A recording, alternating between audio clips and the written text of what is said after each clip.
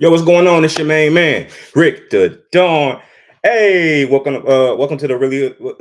I'm confused. Welcome to my YouTube, not the Really Hood Podcast.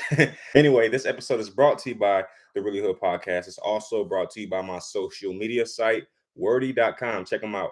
All right, so I finally caught up, everybody. And what do you think about the new twist? First off, I am extremely happy with this new twist.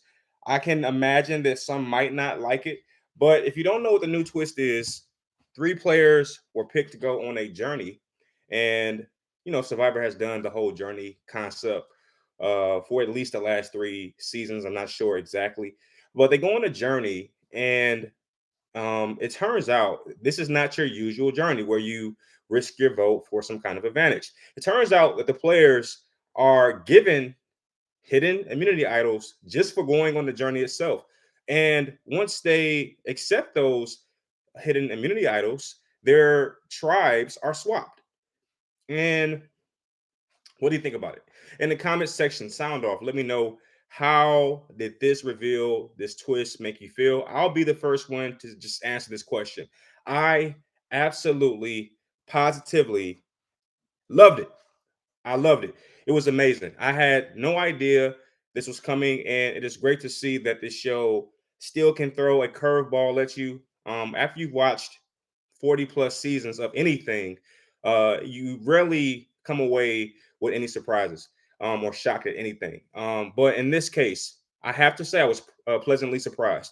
I like the concept of giving these people hidden immunity idols right off the bat, because if you're going to change the tribes, they're immediately the bottom of their tribes. And I'm not sure how those tribe members did not, anticipate that Survivor the game, if they're going to put them on different tribes, how did they not anticipate that these people would come over with an advantage, even if that new person did not divulge what that advantage was? So I will be the first one to say I absolutely positively love this advantage.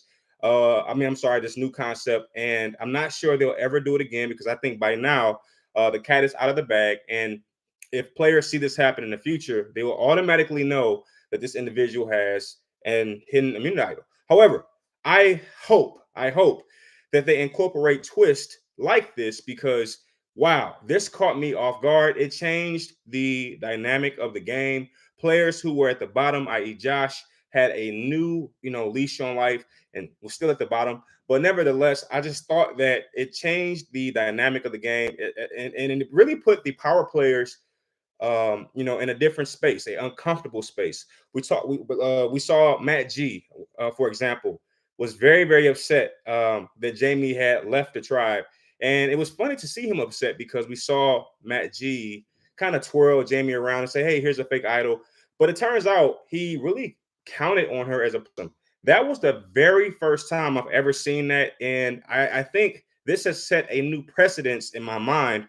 When I see a swing voter in between two different factions, my brain will now, because of tonight, or before, because of episode 4 Survivor season 44, my mind will immediately say, hey, why not just work together and eliminate the middleman, right?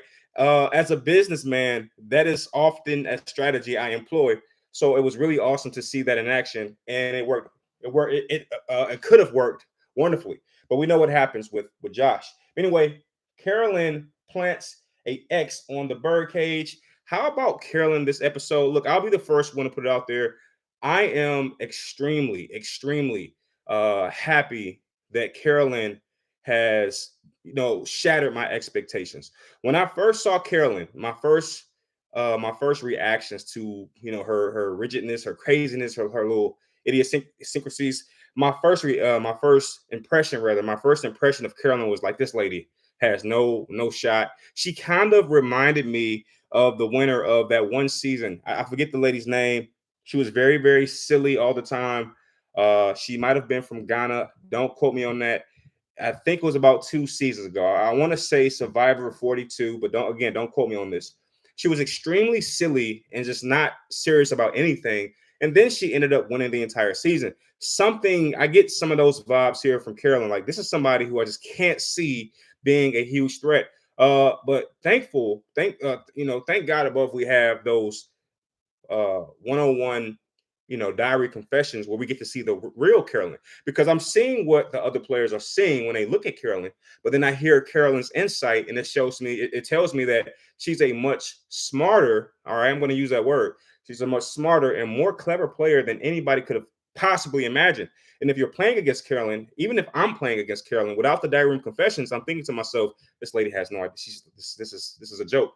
But turns out Carolyn is a magnificent player, and I love it.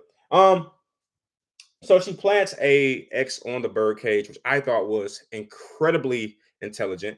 It was a great way to undo some of the craziness that took place in her last run in episode 3. I thought that Danny handled finding the idol much better than Carolyn did, but this certainly, gave me a little more to savor on. I was a little more happier with Carolyn in the way that she handled things this episode. And it turns out that Sarah is the individual who finds the quote unquote X that was planted by Carolyn, and that gave her the feeling that she had found an idol.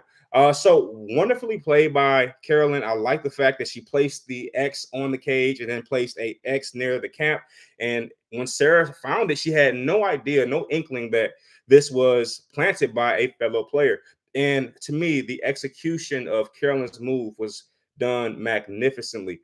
Carolyn did mention that she thought that her execution of these two X's was a little sloppy and maybe obvious, but I'm going to argue against that because a lot of what Survivor does is kind of cheesy, kind of like, like, really? Are you serious? And she makes a good point. She says, hey, this season we have a bird cage with an idol in the middle of the forest. That's kind of cheesy too. So I like that. But anyway, we get to the award challenge, and this award challenge was amazing. If you don't know, Soka, the green tribe, wins first place. Ratu, the orange tribe, wins second place. And then Tika loses the reward challenge mainly because of Carolyn. Now, look, Carolyn did not fare so well. She had a huge struggle with pulling back the mechanism and firing off the beanbag. And if you don't know what the challenge was, you had to fire these beanbags at these planks or these boards, and every player had to hit something.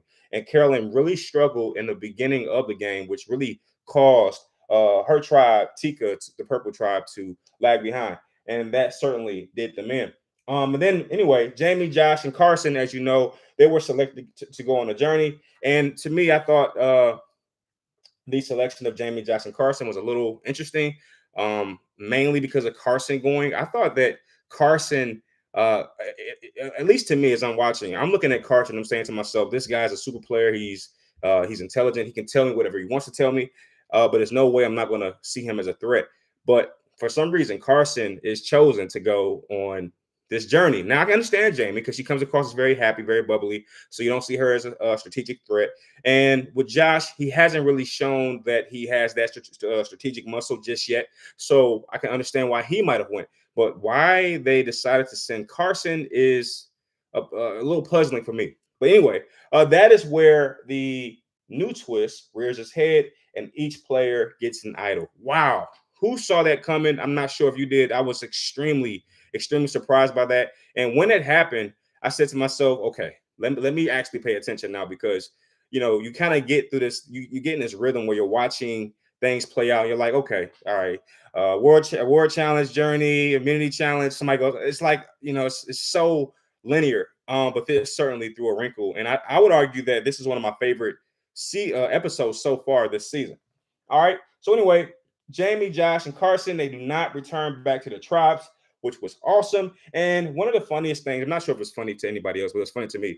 But Jamie, when she finds finds out that she's going to be switching tribes and that she's going to have a hidden immunity idol as a result of switching tribes, she says to the camera that this is my second hidden immunity idol, not realizing that the first idol that she has is actually was planted by Matt G, and it was completely fake. So, in her mind, she is extremely excited. And I wonder how this is going to play out later on in the season.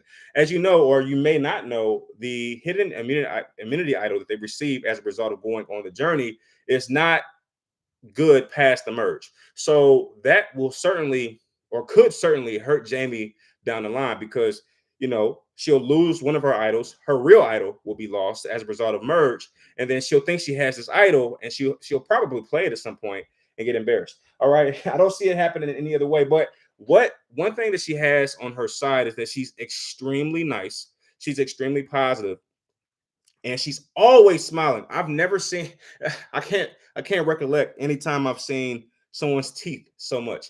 But Jamie's teeth is all throughout this episode. All right. And that's because she's smiling from ear to ear as a result of the perception that she has to hidden immunity items. All right. So there you have that. So what did you think about the new twist? Did you like it? Did you think it was overdone? Did you think that they could have executed it better? What are your thoughts about that? But anyway, we get to see each player go back to their